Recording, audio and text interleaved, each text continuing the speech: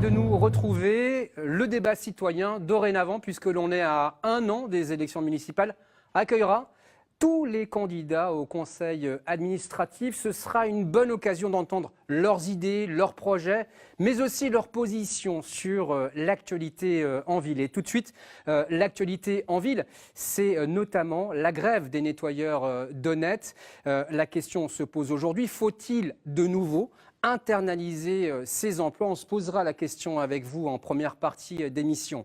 Et puis en seconde partie d'émission, on va parler d'un terme un peu technique, c'est le droit de préempter, à savoir donner la priorité à une collectivité publique, ici en l'occurrence la ville de Genève, d'acheter un terrain à un public pour y construire du logement. C'est le cas pour une parcelle située au Petit Saconnet, à côté du collège Rousseau.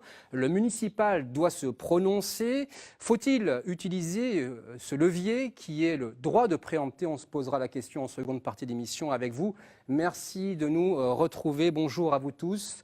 On commence avec la grève des nettoyeurs d'Honnête, nettoyeurs des WC publics en ville de Genève. 50 jours de grève et toujours pas de solution et d'issue à ce conflit. Maria Pérez, pourquoi est-ce qu'on en est là aujourd'hui?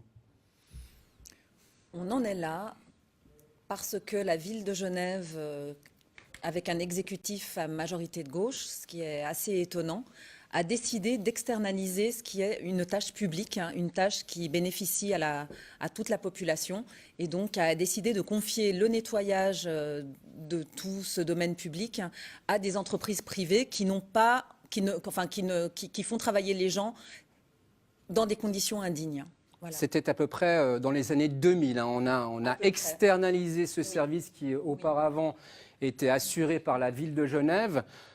Aujourd'hui, quel est le problème? Il s'agit d'une flexibilité excessive? Il s'agit d'une flexibilisation du temps de travail. Il s'agit on leur a retranché des heures de travail, ce qui fait que ces personnes sont payées à peu près 2800 francs net par mois. Près de 3000 francs. Enfin, près de 3000 francs, mais avec ça, on ne peut pas nourrir une famille.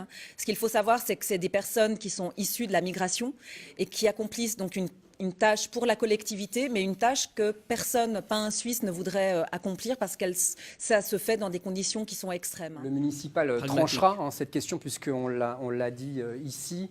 Vous vous saisirez de cette question de l'internalisation, notamment en commission. On aborde tout de suite la deuxième partie de cette émission. Il s'agit, on l'a dit aussi en préambule, du droit de préempter sur un terrain. Un terme un peu technique, mais qui a une incidence très concrète, notamment sur le logement, c'est-à-dire donner la priorité à une collectivité publique d'acheter un terrain privé qui est sur le marché. C'est le cas, on l'a dit aussi, pour un terrain au Petit Saconnet, à peu près 1500 mètres carrés, à côté du collège Rousseau. Pourquoi est-ce qu'aujourd'hui, c'est important pour la ville de Genève d'acheter cette parcelle? Maria Pérez, vous êtes aussi d'accord sur ce point-là? Oui, je suis totalement d'accord parce que je pense que c'est comme ça qu'on peut donner l'impulsion pour que notre canton, notre ville en l'occurrence, puisqu'on est dans le domaine communal, construise et demande en fait qu'il y ait un maximum de logements d'utilité publique. Il faut savoir qu'aujourd'hui, les promoteurs, ce n'est pas des philanthropes. Ce qu'ils veulent, c'est faire de la rentabilité. Et donc, pour rentabiliser, ce qu'ils font, c'est qu'ils achètent des terrains et ils font de la PPE. Et ces PPE, il n'y a qu'une infime partie de la population qui peut y accéder. C'est aussi un levier pour obliger les promoteurs privés. En l'occurrence, quand on parle de ce terrain, la personne a été très claire. Je veux dire, le promoteur en question a une visée sous un pseudo-discours sur la mixité. En fin de compte, ce qu'il veut, c'est réaliser une opération rentable pour lui. Et donc, c'est un levier qu'a la ville de Genève pour imposer sur un certain périmètre une mixité sociale. On a la droite quand même qui brandit l'épouvantail, le logement social, en disant, en fin de compte, la définition de logement social, c'est le logement pour les pauvres. C'est pas ce que j'ai dit. Mais c'est tout ce que, en fait, vos discours font transpirer. Aujourd'hui, quand on parle de logement d'utilité publique, ça inclut aussi des logements pour la classe moyenne. La classe moyenne, aujourd'hui, a du mal à se loger. La classe moyenne, aujourd'hui, ne souhaite pas toutes devenir propriétaire et n'en a pas forcément les moyens. Aujourd'hui, on est à Genève. À Genève, on a 70% des citoyens de la ville de Genève qui sont locataires et on a des listes d'attente pour justement pouvoir accéder à des coopératives, pour pouvoir accéder à des loyers qui sont abordables.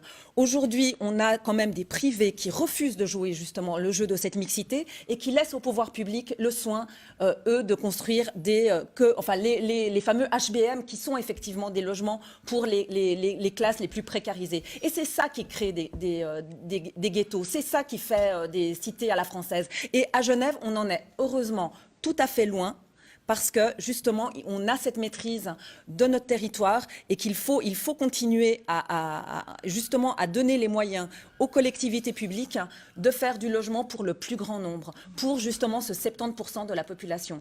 Et pour terminer, ce qui se construit en plus grand nombre dans le canton, ce n'est pas du logement social, hein.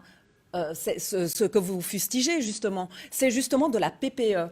Et les privés, aujourd'hui, refusent de jouer ce jeu social et de construire pour les locataires qui sont la majorité de la population. Il y a beaucoup de choses à dire, visiblement, de toute manière. Il y aura débat sur cette question de préemption sur cette parcelle du Petit Saconnet. Merci d'être venu ici en débattre. On vous souhaite une excellente journée sur Les Mans Bleus.